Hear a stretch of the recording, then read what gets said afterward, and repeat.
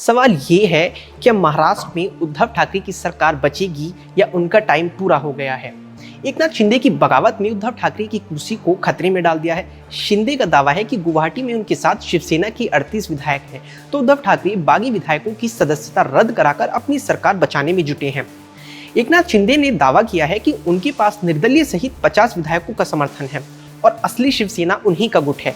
लेकिन उद्धव ठाकरे ने विधायक दल की बैठक में शामिल नहीं होने वाले शिंदे सहित 12 विधायकों को अयोग्य ठहराने की मांग की है।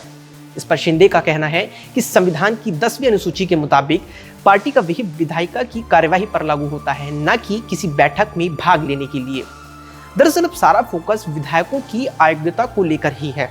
शिवसेना, एनसीपी और कांग्रेस की सरकार तभी गिर सकती है जब उद्धव ठाकरे के पास विधायकों की संख्या कम हो और वे इस्तीफा देने का विकल्प चुनें, और दूसरा ये कि उद्धव ठाकरे विधानसभा में फ्लोर टेस्ट हार जाएं।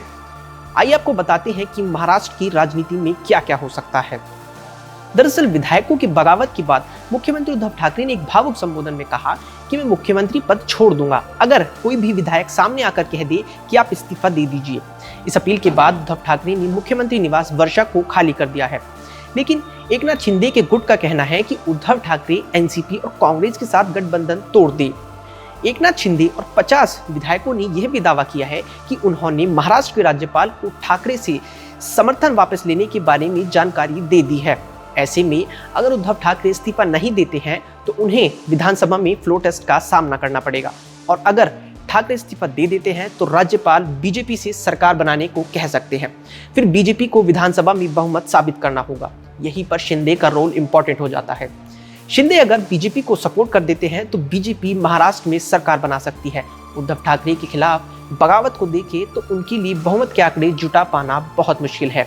अगर फ्लोर टेस्ट में भी फेल हो जाते हैं तो सरकार गिर जाएगी। इस केस में बीजेपी को सरकार बनाने के लिए बुलाया जा सकता है। लेकिन अगर बीजेपी भी विधानसभा में बहुमत साबित नहीं कर पाती है तो महाराष्ट्र में राष्ट्रपति शासन की संभावनाएं बढ़ जाएंगी, जैसे कि 2019 के नवंबर में हुआ था। इस दौरान सरकार के लिए जोड़तोड़ हो सकती है, नए गठबंधन बन सकते हैं, लेकिन गतिरोध जारी रहता है। तो राज्य में नए सिरे से विधानसभा चुनाव कराए जा सकते हैं। अब आपको बताते हैं कि दल बदल कानून आखिर है क्या। दरअसल दल बदल कानून उन चुने हुए विधायकों को दंडित करता है जो अयोग्यता के साथ पार्टी बदलते हैं।